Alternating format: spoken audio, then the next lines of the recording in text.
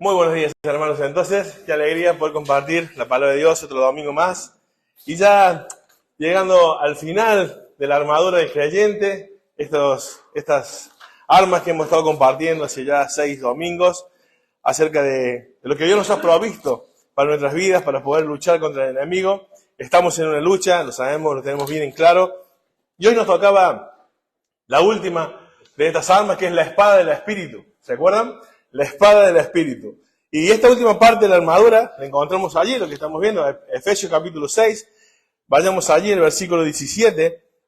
Esto es muy bonito porque es uno de los textos donde el mismo texto da el significado de qué significa la espada del Espíritu, ¿no? Qué bueno que no tenemos que ir al griego para saber cuál es la espada del Espíritu. Pero vamos a ir al griego para saber qué significa esta clase de espada. Pero dice el versículo 17. Y tomad el yelmo de la salvación y la espada del Espíritu, que es la palabra de Dios.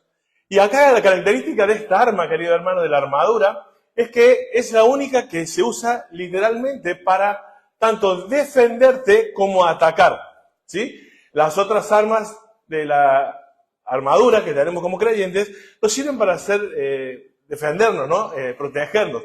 Pero esta espada del Espíritu no solamente nos ayuda a defendernos contra las acechanzas y los ataques del enemigo, sino para defendernos y atacar al enemigo, ¿no?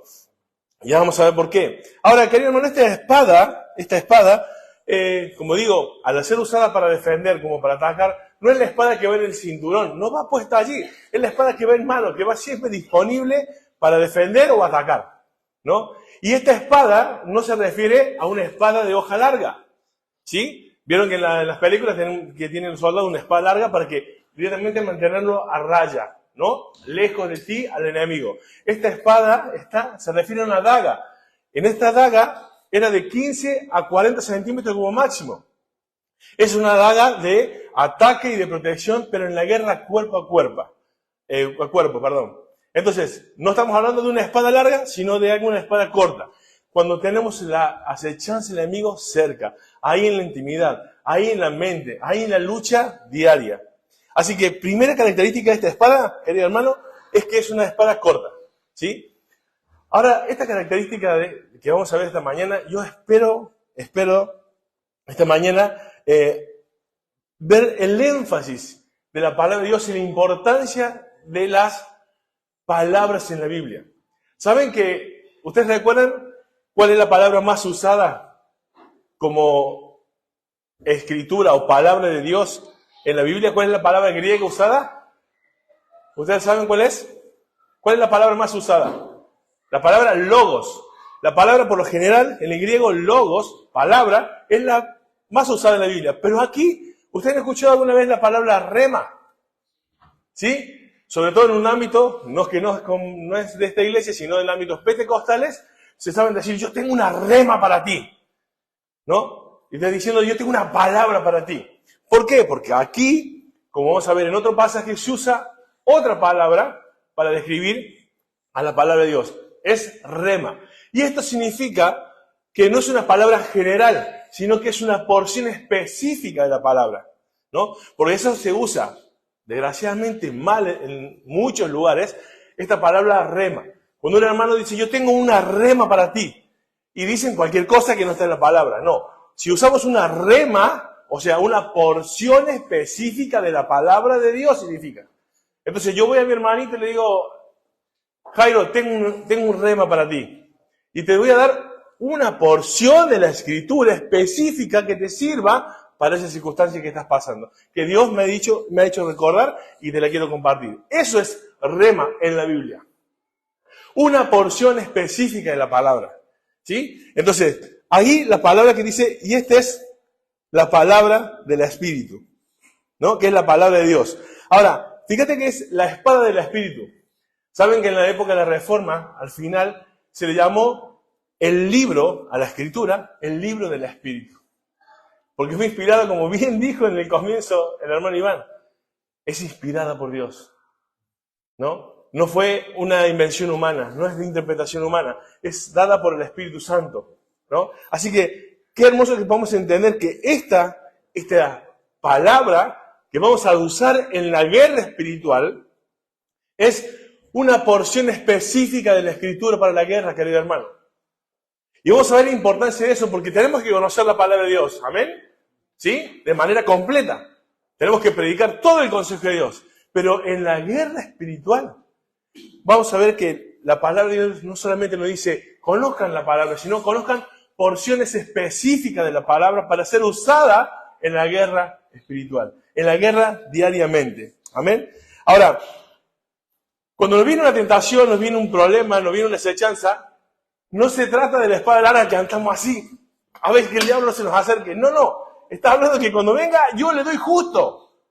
Le doy ahí para que el diablo salga y no pueda llegar a afectar mi vida. ¿No? Así que esto es lo que vamos a ver esta mañana. ¿No? En una prueba, una tentación, no es la espada larga para que no se acerque y andamos dando hachazos y espadazos para todos lados. No. Sino específico. Ahora, ¿quién es el que usó de manera perfecta esta rema? Esta porción específica de la palabra de Dios para la vida en una tentación, que lo nombró también el hermano Iván esta mañana. ¿Quién fue? Jesucristo. ¿Cuándo? Por ejemplo, en la tentación. Vayamos ahí a Mateo capítulo 4. Vamos a ver ahí esta mañana cómo usar rema, cómo usar la palabra de Dios en la lucha. Vayamos allí a Mateo capítulo 4, del versículo 1 en adelante. 4. Y vamos a ver qué importante que es poder usar bien la palabra de Dios, ¿sí? Ustedes recordamos que la palabra de Dios, querido hermano, es un arsenal de armas bélicas, como dice un autor, bélicas para la batalla, ¿no? Según la tentación, según la acechanza, según la estrategia, usamos una bala distinta. Vieron que en la guerra hay balas que penetran cierta cantidad de pared, cierta cantidad de acero, traspasa una cosa, traspasa otra, el alcance y todo eso. Bueno, la palabra de Dios, cuando usamos como hoy vamos a ver esta mañana, es cuando usamos una porción específica, va a tener la precisión que se necesita para vencer al enemigo. Y Satanás quiso hacer lo mismo con nuestro Señor Jesucristo. Leamos allí en la tentación. Entonces Jesús fue llevado por el Espíritu al desierto para ser tentado por el diablo. Después de haber ayunado 40 días y 40 noches, tuvo hambre. Y vino a él el tentador. ¿Tú quién crees contra el que estamos luchando, hermano? Hay gente que, primero, que ignora que estamos en una guerra espiritual. Otras que no lo ignoran, pero no le importa. Y otros que tampoco entienden quién es nuestro enemigo. Es el tentador. Recuerden que la tentación no viene de parte de Dios, porque Dios no puede ser tentado por el mal. Dios nos prueba, pero nos tienta Satanás. Él se le llama el tentador y es capaz de aún tentar al mismo Hijo de Dios. Mira, si no nos hará, ¿qué lo hará con nosotros? Si es capaz de hacer lo que quiso hacer con el Señor Jesucristo. Imagínate lo que hará con nosotros. La forma en que vendrá. Y dijo, si eres el Hijo de Dios, di que estas piedras se convierten en pan. Y él respondió y dijo, escrito está. ¿Y saben qué significa escrito está? No solo de pan vivir el hombre, sino de toda palabra que sale de la boca de Dios. ¿Saben qué palabra usa? ¿Usa logos? No, usó rema, en el griego, en el original. O sea, que Jesús usó una porción específica para poder vencer la acechanza del diablo en ese momento. Porque el diablo lo citó con la Biblia, lo tentó con la Biblia. Y voy a decir, wow. ¿El diablo es capaz de usar la Biblia para hacernos caer? ¿El diablo es capaz de usar la Biblia para errar el camino? Sí. Cuando el Satanás le dice, si eres hijo de Dios, wow. ¿Cuál es la tentación ahí? Primero que tengamos claro algo. Cuando Jesús hablaba aquí, nunca pierda de vista algo. Lo que él decidiera, lo que él dijera, aun si no hubiera citado la Biblia, era palabra de Dios.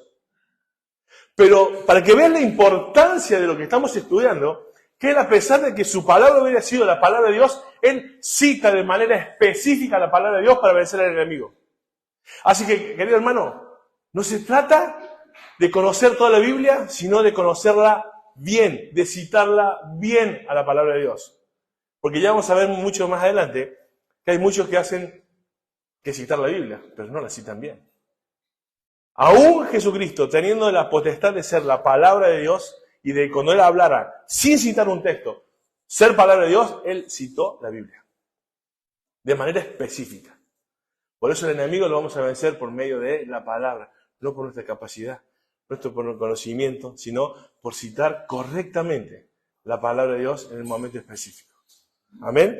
Entonces, mira, ¿quién había dicho que Jesús era el Hijo de Dios? ¿Quién lo había dicho un tiempito antes? Dios mismo. ¿Recuerdan el bautismo?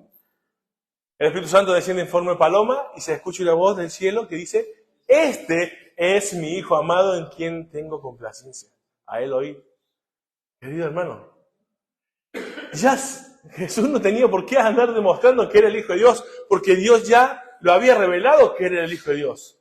Él no tenía que andar probando a Dios. Él no tenía que dudar de la palabra de Dios. Lo que pasa es que Satanás, la tentación fue: actúa en independencia de Dios. No sigas dependiendo de Dios. Si tú eres, soluciónalo tú. Di que tus piedras se convierten en pan.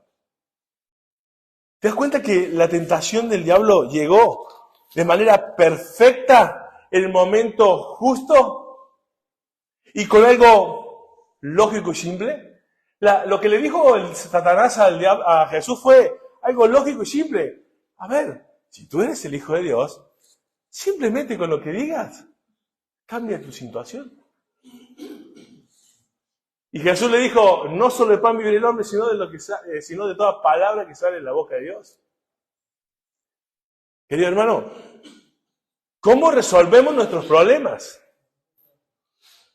¿En independencia de Dios? Aunque parezca lógico y fácil. ¿O dependemos y depositamos nuestra vida en los términos divinos? En los términos que la palabra de Dios quiere que hagamos. Porque aunque sea lógico y nosotros podemos responder hasta perfectamente y lógicamente la solución, Dios dice que no tratemos de ser independientes de Él, que confiemos en lo que Él dice. Porque hay situaciones en la vida que nos vienen a nuestras circunstancias que nos obligan a tomar decisiones y decimos: hago lo que me conviene, lo que Dios dice. ¿Hago lo que sería lógico, lo conveniente o lo que Dios dice? Porque muchas de las cosas que Dios nos pide humanamente no son tan lógicas, ¿eh? ¿Cómo que no voy a mentir para no perder el trabajo? Lo lógico es que no quieras perder el trabajo, claro, pero ¿estás dispuesto a perder el trabajo por no pecar y obedecer a Dios? No parece lógico, ¿no? Pero es lo que Dios pide. Querido hermano, él cita de Deuteronomio, ¿no? Capítulo 8, versículo 1 al 4, ya lo sabemos. Entonces, lo que el diablo le está diciendo literalmente, querido hermano, a Jesús, es que, a ver, mejor resuelve tus problemas rápidamente, fácilmente, lógicamente, y no obedezcas a Dios. Y no dependas de Dios.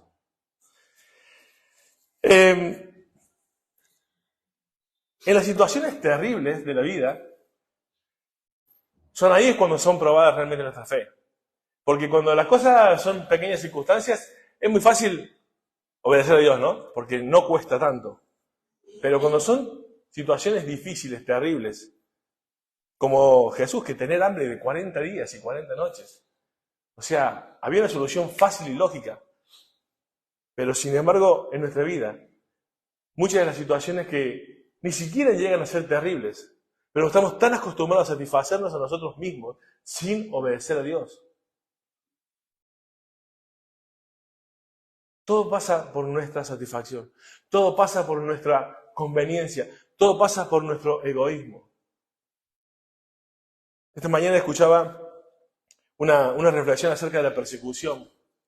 Hermano, muchos de nosotros, me incluyo, decimos que nos están persiguiendo. El mundo europeo, estamos de Estados Unidos y un montón de gente está diciendo que estamos siendo perseguidos. Lee las estadísticas de, por ejemplo, del presidente de Puertas Abiertas a nivel mundial. Él tiene el conocimiento y las estadísticas de las personas que son perseguidas en el mundo, de la iglesia perseguida. ¿Saben cuántos hermanos están siendo perseguidos actualmente?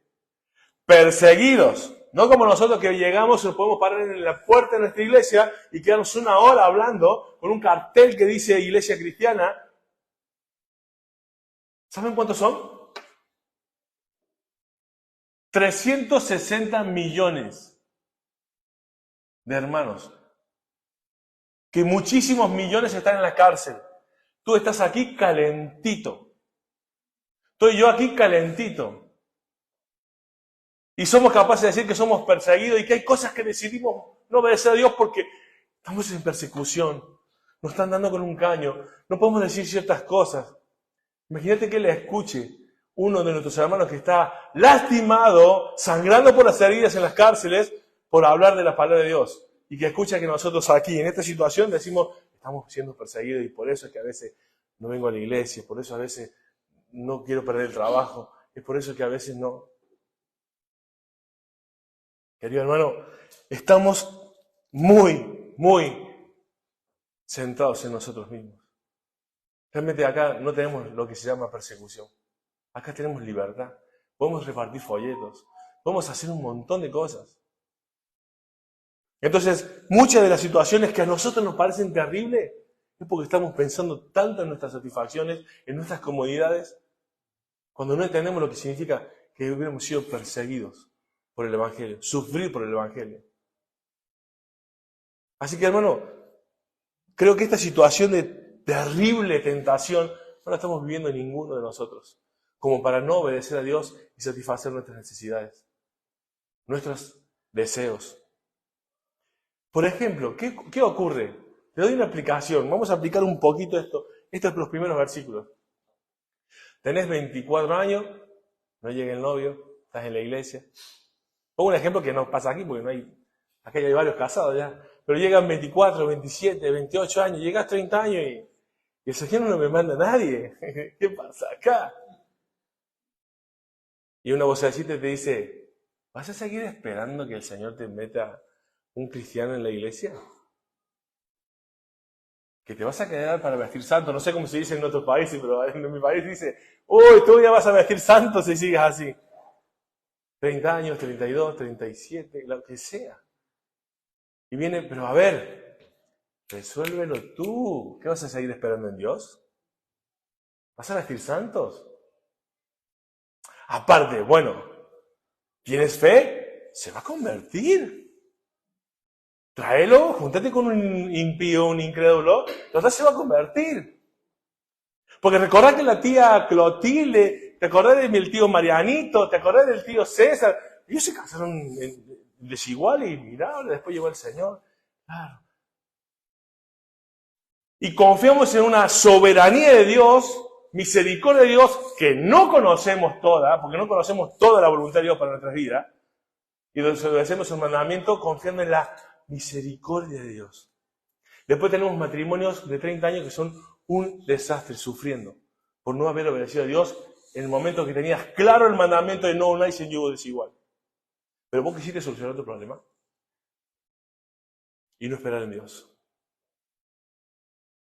Y te basaste en una excepción, de una soberanía que no conocías. Pero el mandamiento lo conocías claro. Y después no queremos padecer la consecuencia del pecado, de desobedecer a Dios. Jesús no lo hizo, Él citó la Biblia específicamente. Ahora, Satanás cita la Biblia, pero fuera de contexto. Mirá lo que dice Mateo 4, del 5 y 6, vamos a la otra tentación. Entonces el diablo le llevó a la santa ciudad y le puso sobre el pináculo del templo y le dijo, si eres el Hijo de Dios, échate abajo, porque escrito está. ¡Wow! A sus ángeles mandará cerca de ti y en sus manos te sostendrán para que no tropiece con tu pie en piedra.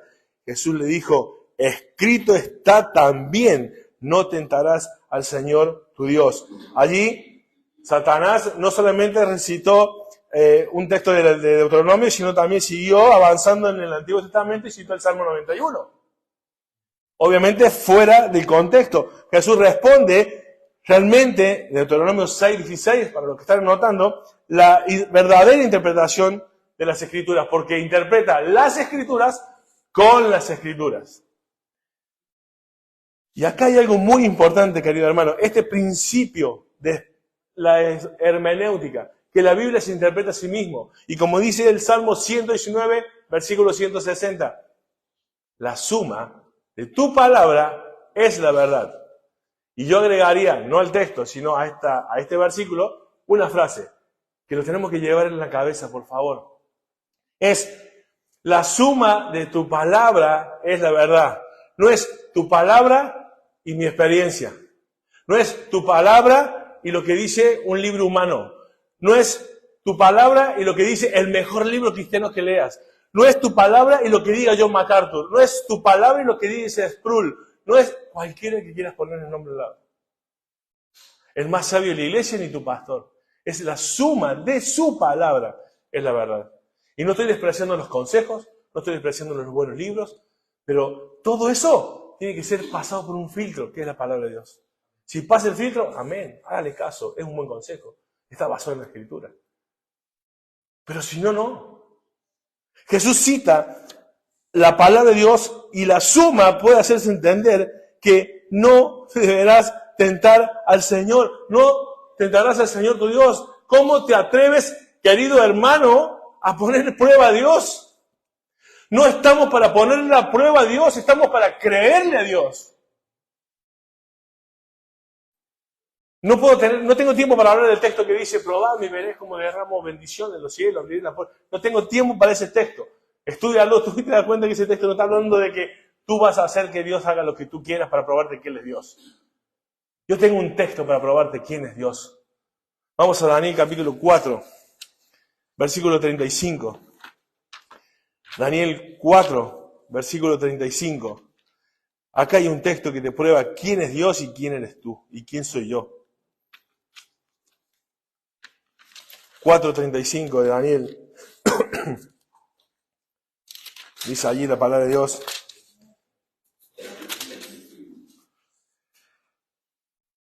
Todos los habitantes de la tierra son considerados como nada. ¡Wow!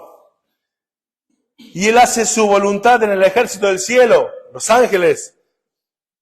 Y los habitantes de la tierra, tú y yo. Y no hay quien detenga su mano y le diga, ¿qué haces? Ese soy yo, ese eres tú y ese es tu Dios. ¿Cómo nos atrevemos a poner a prueba a Dios? Hay cristianos que le dicen, Señor, si no cambia mi situación, yo no voy más a la iglesia. Señor, hasta que tú no me arregles esto, yo voy a seguir dudando de ti, porque al final Dios no te tiene que probar nada. Dios no te debe nada. Tú has sido salvado por medio de la gracia de Dios. No podemos poner a prueba a Dios. En Él no hay injusticia. No hay nada que te mereces. Querido hermano, este es el principio más claro de la salvación de tu vida y la mía. Es la naturaleza propia de la salvación. La justicia de Dios.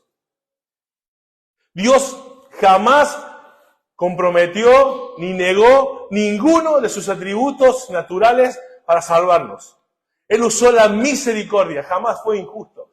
Porque cuando Él puso a Cristo en el madero, dice que Él cargó el pecado de todos nosotros en Él. ¿Y cuál es la paga del pecado?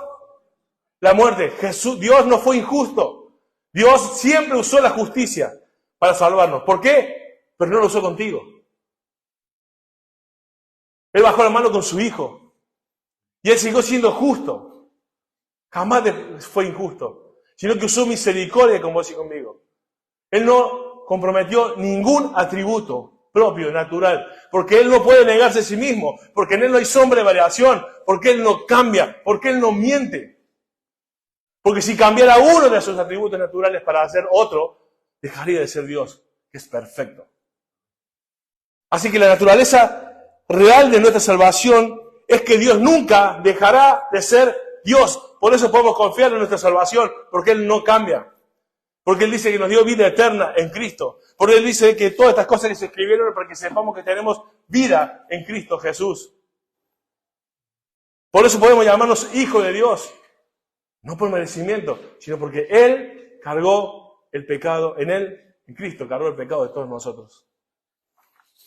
Así que, hermano, Satanás cita la Biblia y los falsos maestros hacen lo mismo. Citan y vemos que no se trata de solo citar la Biblia, sino de citarla bien. Por eso es importante escudriñar las Escrituras. Por eso yo siempre tengo un miedo y siempre estoy con aquellas personas que son universitarias, que estudian y que empiezan carreras, que desgraciadamente la mayoría de las carreras que tenemos son todas humanistas, alejados de Dios, que pueden servir algunas cosas. Por favor, cuídate de citar la Biblia, pero citarla bien, no citarla como los libros de, por ejemplo, psicología o de humanismo, de lo que sea, de biología, de química, de lo que fuera, diciendo algo que esté en contra de la Biblia. Citar la Biblia hay que citarla, la cita cualquiera, pero hay que citarla bien. ¿Ustedes no lo vieron a Maldonado, acá en Luna, con unos papelitos? Y por ahí dice, sí, el texto, lo larga. El texto lo leyó. ¿Quieren una prueba de esto? Que esta prueba me gustó, que la compartió, que ha pasado, me ha pasado, gracias hermana, me ha pasado, cuando predicas o vienen los testigos de Jehová a tu puerta, los mormones con la bicicleta, y te hablan de Dios, y te hablan de la Biblia, y te citan versículos bíblicos, ¿no? Y quiero que me acompañen a 1 Corintios, capítulo 15, vamos a ver cómo se citan mal las Escrituras. 1 Corintios, capítulo 15. Versículo 19.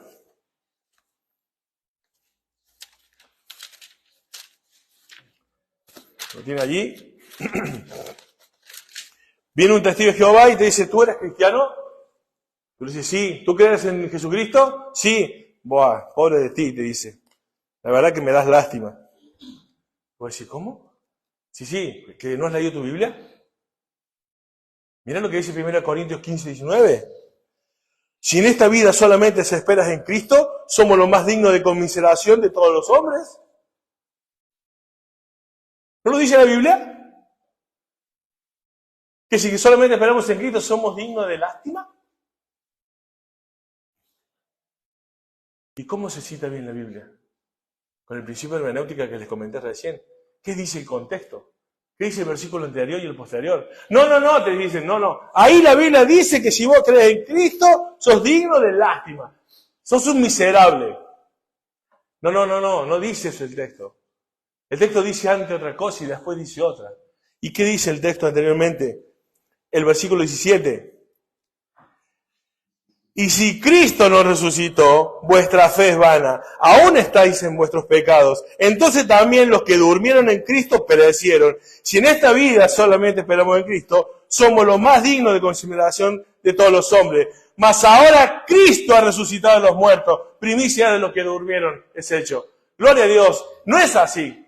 Claro que si Cristo nos resucitó, somos dignos de lástima. Pero Él resucitó. Entonces cualquiera puede citar la Biblia. Pero hay que citar bien las Escrituras. Y es por eso que a veces muchos de nosotros en la tentación caemos, porque no conocemos bien las Escrituras. No citamos bien las Escrituras. Basamos nuestra vida en pasajes que hemos leído y con eso excusamos nuestras conductas. Qué difícil que es para los hombres, por ejemplo, si hablamos de los hombres, descansar en Dios. Cuando Dios dice que somos los que tenemos que proveer el hogar. Claro, ¿y cómo hacemos? A ver, vamos a hacer situaciones reales.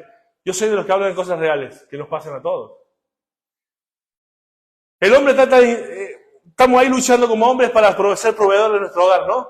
Y nuestra mujer nos dice, tranquilo, confía en Dios. Qué buena esposa, ayuda idónea, ¿no? Confía en Dios, tranquilo, ya llegará. Pasa un mes y voy ya no dormí de noche y tu mujer te dice, tranquilo. Entonces el hombre se esfuerza para hacer lo que la ayuda idónea te dice y que la palabra de Dios dice que debemos depender de Él en todo y dices, bueno, ya no me preocupo más, voy a descansar en Dios. Buscas trabajo, claramente, no es quedarte en tu casa, pero no pasa nada. Pero hoy ya estás así. Hola, buenos días, ¿conseguís trabajo? No, nada, pero ya Ya vos conseguí. Ya no estás con la cara amargada, chinchudo, que no podés dormir de noche, que estás tratando mal a todo el mundo. Has cambiado tu carácter, estás descansando en Dios. ¿Y qué pasa? Dice tu mujer, bueno, a ver, ¿hace falta esto? ¿Hace falta el otro? ¿Hace falta el otro? ¿No puedes ir ahí a tal lado? ¿No puedes estar del otro lado? Pero me dijiste que descansar en Dios, estoy haciendo todo lo que puedo. Pero acá falta cosa. Y otra vez, ¿qué hacemos? ¿Descansamos en Dios o tratamos de satisfacer las necesidades? Buscamos trabajo que no podamos venir los domingos para satisfacer a la esposa. Que primero era ayuda idónea y ahora parece que fue el diablo. Son luchas. Son cosas que pasan. Porque llega el momento terrible que tenés que tomar decisiones de satisfacerte a vos mismo, cumplir tus necesidades, solucionarlas fácil, lógicamente, y no obedecer a Dios. Y con esto no estoy diciendo que haya veces que tengas que escoger un trabajo que no te queda otra, porque no hay una entrada y lo que Dios te ha provisto es ese trabajo en ese horario. Pero mi pregunta es, ¿estás orando para dejar de trabajar ese día? O como estás satisfecho y ganas bien, estás cumpliendo algo que sea proveedor de tu casa. Pero Dios no nos manda que proveamos solamente nuestra casa. Dios dice que seamos los sacerdotes, que tengamos las lámparas encendidas, que seamos los pastores de nuestras familias, que lo único que tenemos que hacer es presentar a nuestros hijos y a nuestra esposa delante de Dios y que los conozcan a Él. No que estén bien vestidos y con una carrera. Eso no sirve para presentarse delante de Dios. Entonces, querido hermano, estamos en una lucha y el diablo va a venir con aún citas bíblicas, mal citadas, para engañarnos. Por eso hay que conocer bien las Escrituras. Por eso la espada del Espíritu es pequeña, pero da justo en el blanco. Es la que va dando certeramente. Es la que calma nuestras conciencias, calma, nos viene la paz. Es cuando viene un enemigo de parte de no disfrazado allí a través de una persona quizás, entrando en la mente de la persona y diciéndote, hazlo tú mismo, no esperes. ¿Cuántas puertas Dios va cerrando en nuestra vida y nosotros las volteamos a los trompadones y a los patadones? Porque solo nos importaba cruzar de aquel lado, sin importar lo que pase. ¿Cuántas veces hacemos los planes de nuestra vida y después le decimos a Dios, seguime? Eso no es la voluntad de Dios, hermano. Es, Señor, tengo esto. Abre puertas o ciérralas. Y empezar a orar. Y ver cómo Dios abre o cierra. Si cierra, ¡pum! Un patadón. No, que no estaba bien cerrada. Al final había que darle un empujoncito al Señor, había que ayudarlo un poquito. No. Yo sé que es difícil. A todos nos es difícil. Si nosotros supiéramos que todas las puertas que golpeamos y rompemos no nos iban a salir tan bien, no los hubiéramos roto, ni los hubiéramos volteado. Pero confiamos muchísimo en nosotros mismos, hermanos. ¿Y sabe qué pasa cuando uno no cita bien la palabra de Dios? Porque se cree fuerte. Que es que Dios va a romper tus fortalezas. Dios te va a romper hasta hacerte débil. Porque cuando entonces eres débil, Dios te va a fortalecer. Entonces, si tú sigues siendo el mismo soberbio, orgulloso, que maneja su vida, la vida de su familia, sin depender de Dios, vas a sufrir. Te vas a romper. Dios te va a romper. Porque Dios es el que ama disciplina. Así que cuando yo veo a un hermanito que la está pasando mal, pero es un soberbio y orgulloso, yo digo, gloria a Dios, porque lo está rompiendo, porque le ama y es un hijo tuyo. Qué garantía, qué alegría tengo cuando veo sufrir a orgullosos y a soberbios, porque Dios se está tratando con sus vidas. Nos está tratando, claro, yo también sufro con lo mismo. A todos. Pero la espada del Espíritu, esta daga pequeña, es el arma perfecta. Pero, hermano, ¿sabes usar la espada del Espíritu? Porque había que citarla y citarla bien. Pero ¿cómo yo aprendo a citarla y a citarla bien? Vamos a ver 4 cositas simples, rápidamente. La primera de ellas, para aprender a usar bien la daga del Espíritu, la rema, la porción precisa en el momento justo de la tentación, lo primero que debemos hacer es leer la Escritura y entender la Escritura. ¿Por qué solamente leer? Porque si leemos sin entender lo que estamos leyendo, no te sirve nada. ¿Y esto se puede corroborar de alguna manera en la Biblia? Lo que yo te estoy diciendo. Porque mi sermón no es inspirado, lo único inspirado es la palabra de Dios. Esto no lo preparó el Señor para dárselo a ustedes. Esto lo preparé yo, guiado por el Espíritu. Pero esto no es inspirado. Entonces yo tengo que irme a la Biblia para saber si lo que yo te estoy diciendo está en la palabra de Dios. Entonces, ¿recuerdan la parábola del sembrador? Una misma semilla, ¿no? Pero diferentes tierras. La misma semilla, diferentes tierras. ¿Cuál es la que produjo fruto? La que cayó y dice, y entendió las Escrituras, y guardó la palabra. O sea que leer, conocer, sin entender, no te va a llevar a ningún lado. El entendimiento, querido hermano, de la Escritura es fundamental. La Biblia, por citarla, no es mágica, no es un conjuro mágico. Es como yo explico siempre, mucha gente que dice, yo le pedí algo al Señor y como lo dije en su nombre, Él dice en la Biblia que, en Juan ahí 14, que todo lo que piden en mi nombre, os será hecho. ¿Y eso significa que va a hacer todo lo que yo quiera del Señor? No, dice que si pido conforme a la voluntad del Hijo, os será hecho. Y pedir en la voluntad del Hijo es pedir conforme a la voluntad de Dios. Siempre Dios te va a dar conforme a su voluntad. Es ahí cuando en el nombre de Jesús es como que Cristo pidiera. Y el Cristo no pedirá jamás nada que no fuera la voluntad de Dios. Y es por eso que cuando un hijo pide en la voluntad de Dios, siempre será hecho. Citar la Biblia, pero citarla bien. Citar la Escritura, leer la palabra, pero entender lo que quiere decir. Dice en Jeremías 15, 16, que él conoció la palabra y la comió. Es otra idea de guardarla, entenderla, digerirla, querido hermano. A mí me encanta que veo tantos de ustedes ahora tomando notas. Qué bueno que la iglesia hace un tiempo ya que están todos tomando notas. Esto se debe a los viernes de coinonía, ¿no? Que estamos estudiando y eso es muy bonito. ¿Y eso por qué? Porque tenés que comer, triturar lo que el pastor dice. Fíjate que lo que digo, que si está en la Escritura. Si no, ni caso me hagas. Ya te lo he dicho un montón de veces. Que está en la Escritura, hay que digerirla, hay que comerla. Dice la Biblia, desear como niño recién nacido la leche espiritual no adulterada para aquellos que les cae para salvación. Segunda de Pedro, ¿recuerdan? 2:2, si no me equivoco. ¿Ese pasaje qué dice, hermano? Ese pasaje lo citamos con todas las personas que recién se convierten. Desear como niño recién nacido. Entonces le decimos a la iglesia, hermano, ustedes que reciben a Cristo tienen que desear como un niño la palabra de Dios. ¿He citado el versículo? Sí. ¿Lo he leído bien? Sí. ¿Lo he entendido? No. Porque ese versículo no dice que los recién convertidos tienen que desear la leche espiritual o la palabra de Dios. Está diciendo que todos, como los recién nacidos, tenemos que desear las Escrituras.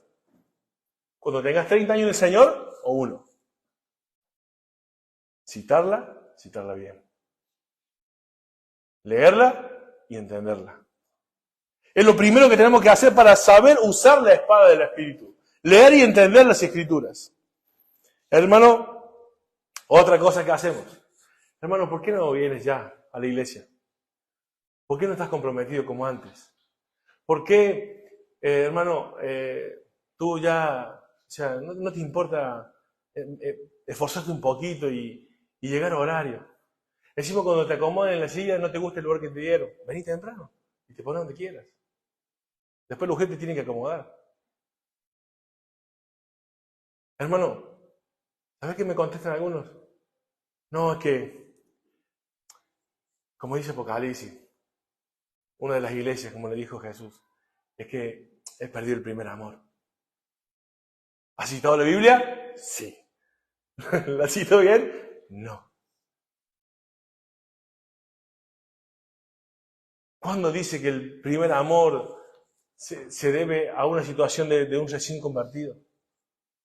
Y que porque lleva 30 años en el Señor, ahora ya, por supuesto que es una excusa válida que hayas perdido el primer amor, porque ¿cómo podés tener 30 años y sentir el primer amor como... Esos son todos clichés evangélicos que hemos escuchado toda la vida.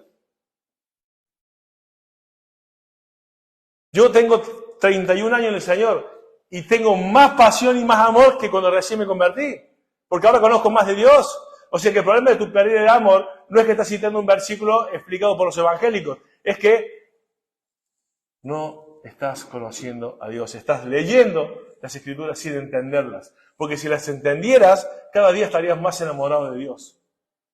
Si solamente vienes a la iglesia a escuchar y te vas sin compromiso, estás leyendo sin entender. Estás escuchando sin entender. Segunda cosa, querido hermano, memorizar las Escrituras. ¿Cómo la espada del Espíritu, esa daga pequeña, la vas a tener disponible para atacar si no conoces la palabra de Dios en forma de versículo, en una porción? Yo siempre les comento que cuando llegué a Cristo, mi boca era una cloaca. Yo decía 2 palabras y una mala palabra. ¿Saben que me memoricé? Ninguna palabra corrompida salga de vuestra boca, sino solo aquella que edifiquen a quienes me escuchan. La aprendí cuando tenía 17 años. No me lo olvido nunca más, la acabo de repetir en memoria.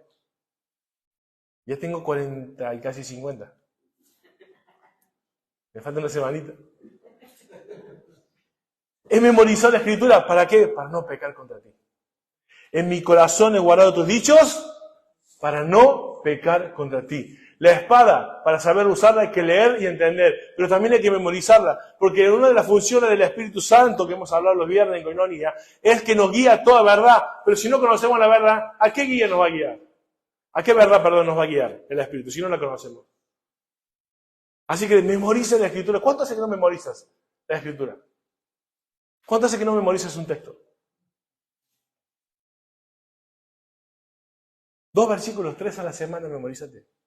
O 2, o 1. Pero memoriza las Escrituras. Si no, no vas a poder usar la daga adecuadamente. Vamos a ir al tercer punto y le invito a que vayamos a Gálatas, capítulo 3, versículo 2. Gálatas, capítulo 3, versículo 2. Lo tenemos allí y yo te voy a decir el título de este tercer punto. Gálatas, capítulo 3, versículo 2. Si alguno ya lo está leyendo, te vas a dar cuenta del punto número 3. Dice, y esto solo quiero saber de vosotros, dice Pablo a los Gálatas. ¿Recibiste el Espíritu por las obras de la ley o por el oír con fe? La respuesta obvia, el oír con fe. ¿El oír qué? El oír la palabra de Dios, creyéndola. Entonces, escuchar la Biblia, querido hermano, somos todos responsables de la Biblia, somos todos necesitados de ir a la iglesia. Pablo le dice, ¿quién pasó? Quiero saber cómo recibieron el Espíritu. Por el oír la palabra de Dios. O sea, que tu fe se desarrolla, se ejerce, crece, toma vida por medio de escuchar la palabra de Dios. Y querido hermano, el versículo 14 lo que dice,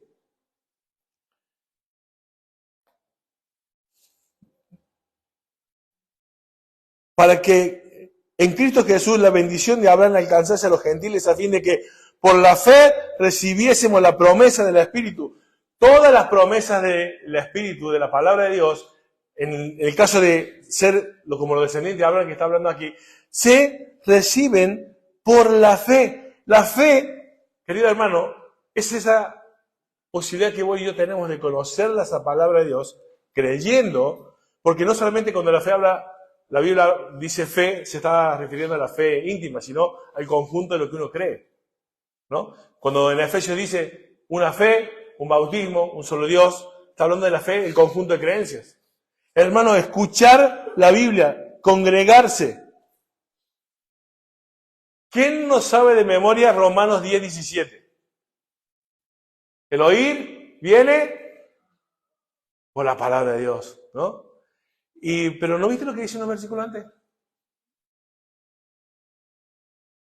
¿Cómo irán si no hay quien le predique? ¿Oirán de quién le predique? ¿Cómo irán a Cristo? Hermano, la única forma que vos y yo tenemos de oír a Cristo es por medio de la palabra de Dios. Es escuchar la palabra de Dios. Cuando abrimos la Biblia y leemos la Biblia en voz alta, estamos escuchando a Cristo. ¿Y cómo nosotros vamos a ejercer la fe y crecer en la fe? Por medio de escuchar a Cristo. Y esto, querido hermano, es tan claro en la Escritura.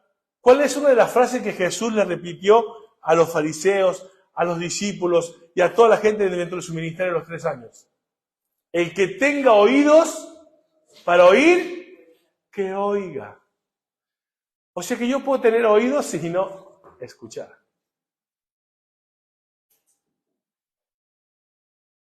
Yo puedo venir los domingos a la iglesia y cuando el pastor está diciendo algo que no me agrada, yo hago así, tac.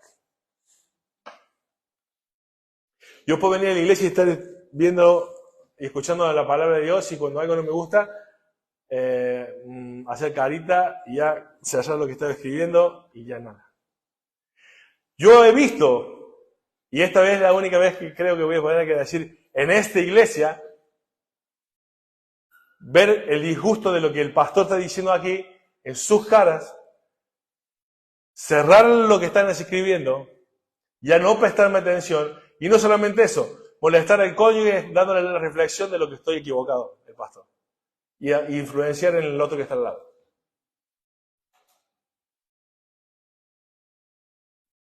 Fuiste siendo utilizado por Satanás. Y dentro de la iglesia. Si no estás de acuerdo con lo que el pastor dice, que puede ser ilógico, puede ser lógico, porque no, el pastor se puede equivocar, pero tú cierras los oídos a lo que el pastor esté equivocado, pero no cierres los oídos a la palabra de Dios. Y sigue escuchando las Escrituras.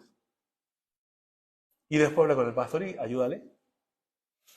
Pero no cierres tus oídos.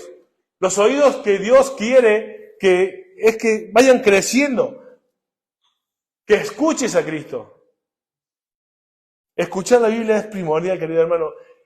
Y acá hay una cosa muy importante. Muchos pueden llegar a pensar, aquí hay una tentación muy importante con respecto a la espada del Espíritu. ¿Cómo citar bien la Biblia? Yo en mi casa puedo leer la Biblia. Y puedo tener intimidad con Dios. Y puedo escuchar la prédica, como ahora tenemos en las redes, y quedarme en casa. Pero te estás olvidando de lo que leímos del Salmo 119, 160. La suma de tu palabra es la verdad. Y la palabra de Dios dice no dejar de congregarnos. Y la palabra de Dios dice que en 1 Corintios capítulo 12, versículo 13, que cuando fuimos salvados fuimos unidos al cuerpo de Cristo. Fuimos bautizados, introducidos en la iglesia, en la universal, la espiritual. Pero una vez que sucede eso, en un ámbito que no vemos, sucede otra cosa. Fuimos incorporados a una congregación para poner en utilidad los dones y para escuchar a Cristo, para desarrollar nuestra fe. Así que no hay tal como yo me quedo en casa y lo mismo tengo intimidad con Dios. El carácter de Cristo no se forja en tu casa. Se forma en la iglesia. Y por falta de tiempo no te puedo dar más de 20 textos que dicen esto. Entonces, escudriñar, o sea, leer y entender, memorizar, escuchar la Biblia. Y como último punto, si todo esto me ayuda a desarrollar la fe, ¿qué es ejercer la fe? ¿Qué es usar la espada del Espíritu correctamente? ¿Qué es tener disponible la daga, usar la porción precisa? Es cómo ejercer la fe, es pensar como Dios piensa. ¿Y cómo se hace? Solo por medio de la Escritura. Entonces, ¿cómo ejercer la fe? ¿Qué es ejercer la fe? Es pensar como Dios piensa. ¿Cómo piensa Dios? ¿Correctamente o incorrectamente? Correctamente. Entonces, ¿cómo ejercemos la fe? Por medio de la palabra. La única forma que vamos a poder desarrollar ese crecimiento de la fe. ¿Y qué es eso? Es pensar como Dios piensa sobre todas las cosas. Cuando decimos que la Biblia es suficiente, hermano, estamos diciendo que realmente la Biblia abarca todo lo que necesitamos. No se queda corta. En el Salmo 19, cuando dice que la ley de Dios es perfecta, significa que lo abarca todo, que no le falta nada. Ahora yo le hago una pregunta. Dios habla de todas las conductas morales, sociales, sentimientos y de todo lo que nos pasa a todos los seres humanos en toda la historia. ¿La Biblia habla de todo eso puntualmente? ¿No? Si no teníamos 1.000.000 de años para leerlo y no llegaríamos. Porque van cambiando un montón de cosas. Sentimientos, percepciones, hay 1.000 cosas que han cambiado dentro del ser humano. Pero, entonces, decir que la Biblia es suficiente y lo abarca todo, sin entender que nos habla puntualmente de cada cosa que nos pasa, es una manera simplista de ver las cosas. Pero no es así. En la palabra de Dios encontramos principios generales y principios o mandamientos positivos y mandamientos negativos. Y estas tres cosas, con esto termino, son lo que yo quiero ayudarte a poder ejercer la fe. Es que hay principios generales, querido hermano, en la Escritura, que te pueden ayudar a cumplir y a llevar adelante y abarca todas las áreas del ser humano. Todas. Por eso es perfecto y suficiente. ¿Ustedes recuerdan cuando por ejemplo, Efesios capítulo 2, versículo 5? Haya pues en vosotros este sentir que hubo también en Cristo Jesús, ¿no? El cual siendo forma de Dios no estimó, bueno, hasta el versículo 11. ¿Qué podemos aprender como un principio general allí? Tenemos que tener la mente de Cristo, ser humilde como Cristo, ¿no?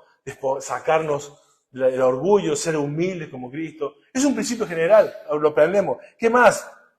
En 2 de Corintios capítulo 1, versículo 8, que estamos ante una situación difícil, y si vemos ese versículo, dice Pablo que no tenía ya fuerza, que pensó que se iba a morir, pero sin embargo confiaba en el Señor, que aunque estuviera muerto, Él iba a resucitar, no importaba la circunstancia que fuera, pero dice que sufrió más allá de sus fuerzas. Entonces puede decir, Señor, tú me puedes llegar a poner pruebas que van a superar aún casi mis fuerzas, que voy a sentir que me muero, pero y aún me muera, yo sé que vos me lo vas a resucitar. O sea, hay principios generales para sufrir, para sentirnos orgullosos, para sentirnos humildes, perdón. ¿Recuerdan cuando en Deuteronomio 25:4 dice, no pondrás bolsar al buey que trilla? Y en Levítico 19:13 dice, no retengas el salario de un jornalero, porque eso es lo que usaba al jornalero en la antigüedad, se le pagaba diariamente, y con eso compraba comida. Por eso en Levítico dice, no retengas el salario de un jornalero, nunca, ni un día, porque ese día no come.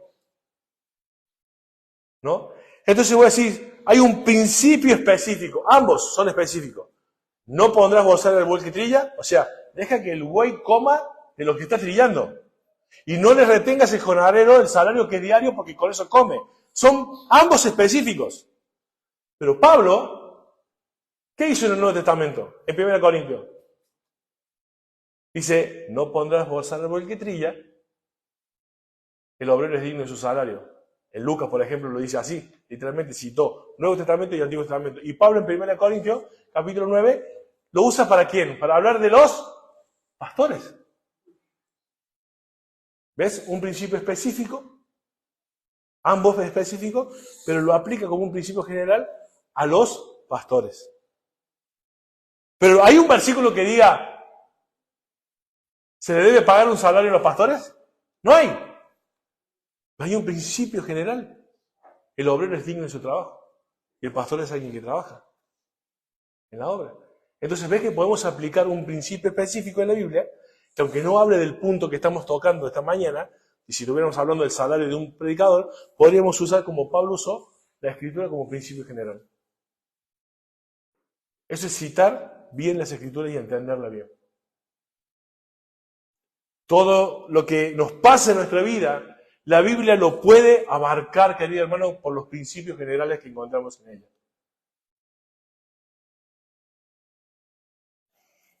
Hay más, pero por el tiempo dice en 1 Corintios, si lo quieren anotar, versículos 10 y 11, ahí habla de que todas las cosas que se han escrito en el Antiguo Testamento son para que nosotros podamos entender y conocer más de la Escritura. No para que sean solamente enseñadas en la escuelita dominical como historias bíblicas, sino que nos sirven para nosotros. O sea, toda la Escritura del Antiguo Testamento y del Nuevo Testamento. ¿Amén? Y los positivas, querido hermano, Señor, ayúdame, no sé qué hacer. Dios dice, orar sin cesar. ¿Hace falta que alguien te lo diga? Orar sin cesar. Hermano, estoy enojadísimo con aquel hermano y la verdad que no sé qué hacer. Perdonados los unos a los otros. Hermano, es que me están pasando tantas cosas. Están siempre gozosos. Son todos principios positivos. Son mandamientos positivos para cualquier situación. O le damos gloria a Dios solamente cuando nos va bien. Porque la Biblia dice que demos gloria a Dios en todo. Cuando estemos mal y la estemos pasando mal.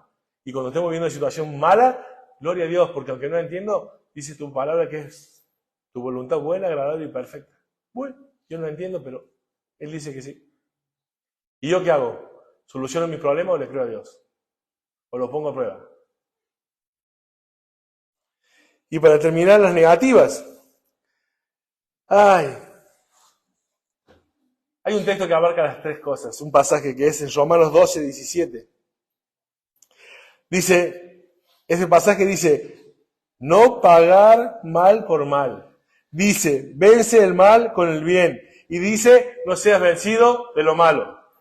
Señor, no sé qué hacer con tal cosa, con tal hermano que me la hizo, que esto, que lo otro. No paguéis mal por mal. No sea vencido con lo malo. Pero Él siempre me hace lo mismo. Vence el mal con el bien. ¿No te gusta que te hagan eso? No lo hagas. ¿Qué es difícil? Difícil, pero hay mandamientos positivos y negativos. Es más, una vez me dijeron, que me reí tanto ese día, le empiezo a predicar a un hombre y me dice, pero vos qué hacés en la iglesia, soy pastor. Bueno, dice, yo no sé cómo hace la gente para estar con los pastores. Están todo el día del frente diciéndole un montón de cosas, le critican, le dicen un montón de cosas y lo mismo la gente se queda escuchando, dice. Ustedes son muy negativos, dice, están siempre dándole un caño a la gente. Y lo mismo la gente les escucha. Están todos locos, dice, me decían. Y hermano, si la Biblia habla de cosas negativas, Dios prohíbe muchas cosas. Dios prohíbe muchísimas cosas. Pero Dios es perfecto, santo, justo. Y dice que todo lo que nos pasa, obra para bien. Aún lo que nos prohíbe, es para nuestro bien. No seamos más buenos, no seamos más amorosos que Dios. Intentarlo, pero nunca vamos a hacerlo. Y hermanos, ¿cómo llevo adelante todo esto? Es que yo tengo que desarrollar una filosofía de pensamiento bíblico. ¿Cómo hacerlo? El próximo domingo lo vamos a ver. Ese es el sermón del próximo domingo. ¿Cómo desarrollar una filosofía bíblica de pensamiento? ¿Cómo yo puedo llegar a pensar toda mi vida como la Biblia piensa? ¿Cómo desarrollo esa filosofía de pensamiento? El domingo que viene lo vamos a ver. Son 3 conceptos. Tener un alto concepto de Dios, un alto concepto de las Escrituras y un correcto concepto del hombre. Teniendo esas 3 cosas, tú vas a desarrollar una filosofía bíblica de pensamiento para poder usar la daga de la palabra de Dios. Amén. Vamos a orar. Dios y Padre, te agradezco por este día, gracias por esta mañana. Te agradecemos tu cuidado, Señor, porque sabemos que todas las cosas que vivimos en este mundo están viciadas, Señor, con el príncipe de este mundo, el padre de mentira, el tentador, el acusador. Señor, el homicida desde el principio. Señor Dios, Sabemos que tu palabra es la que nos aclara en la vida para poder llevar adelante esta fe que a ti te agrada, Señor. Este conjunto de enseñanzas que tú nos has dejado para poder realmente vivir una vida que te agrada, Señor. Estamos aquí no porque no teníamos otra cosa que hacer. Vinimos aquí, Señor, porque te amamos. Porque queremos vivir en agradecimiento de lo que vos hiciste por nosotros. Señor, nosotros íbamos directo al infierno, pero tú nos rescataste, Señor. ¿Cómo no vivir nuestras vidas en agradecimiento a ello? Señor, aquí estamos 70 o 100 años o 20. Señor, es un suspiro al lado de la eternidad que vamos a pasar contigo. ¿Cómo desperdiciar esta vida? Viviendo para nosotros mismos cuando nos espera disfrutar contigo la verdadera plenitud de la vida. Señor, gracias por todo lo que nos brindas aquí, aún a pesar del mundo que vivimos. No queremos dejar de agradecerte toda tu provisión. Pero Señor, tu palabra dice que no pongamos la mirada aquí. Que pongamos la mirada en los cielos, donde estás tú, Señor. Donde la polilla, el hollín, donde no hay corrupción, donde no hay ladrones, donde nadie roba el gozo, donde ya no hay lágrimas. Señor, ya no vamos a luchar contra el pecado. Señor, ¿cómo no mirar hacia arriba? Señor, sentarnos aquí es necedad. Señor, sentarnos aquí es estupidez. Señor, ayúdanos a dejar la tontería ya de nuestras vidas. Señor, todos los domingos, todos los días que abrimos tu palabra es una nueva oportunidad, Señor, de tener intimidad contigo y saber cuál es tu voluntad. Gracias, Señor, por tu palabra. Bendecí, Señor, enormemente en la iglesia. Gracias, Señor, por cada hermano que está aquí. Bendice a los que no han podido venir, Señor, por enfermedad y por cualquier otro problema, Señor. Cuídales, les amamos. Señor, te pido que también bendiga a todas las personas que nos escuchan. Gracias, Señor, por el alcance de la iglesia, Señor, a tantas vidas, Señor, en tantas partes del mundo, que están siendo bendecidas por tu palabra. No por lo que decimos, sino es tu palabra, Señor. Y eso es lo que disfrutamos, Señor, en esta mañana, tu palabra. Señor, ayúdanos a usar realmente esta porción de las Escrituras, a memorizarla, Señor, para poder vencer al enemigo de nuestras almas. Señor, queremos darte la gloria. Señor, queremos tener esa paz, Señor, que sobrepasa todo entendimiento, pero tu paz, no la del mundo. Señor, gracias. Todo esto te lo pedimos en tu nombre. Amén.